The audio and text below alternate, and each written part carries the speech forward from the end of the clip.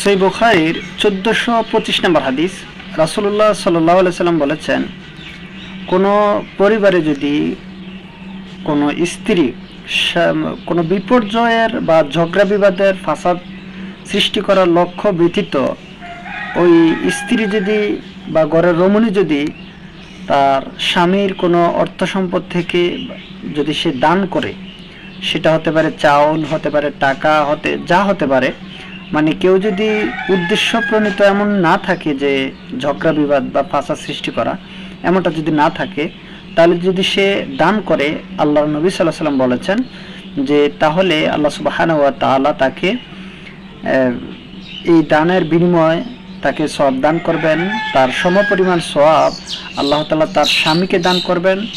এবং সমপরিমাণ সওয়াব যদি কোনো খাদেম এভাবে দান করে থাকে, ওই খাদেমকেও দিবেন, মালিককেও দিবেন। সুবহানাল্লাহ। পরেও এবং এইভাবে সওয়াবগুলি দিতে গিয়ে আল্লাহ তাআলা এখানে কাউকে কম বেশি করবেন না, মানে সকলকে আল্লাহ তাআলা সমপরিমাণ বা সমান সওয়াব দিবেন,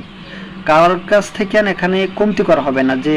যেহেতু সেই মালিকের জন্য কম করা হবে আর সে যেহেতু দান করছে বা খাদেমের জন্য তার থেকে কম করা হবে না, এমনটা করা হবে না, বরং সকলকেই মানে এর সমপরিমাণ সওয়াব আল্লাহ তাআলা তাকে উভয়কে দান করবেন। সুবহানাল্লাহ।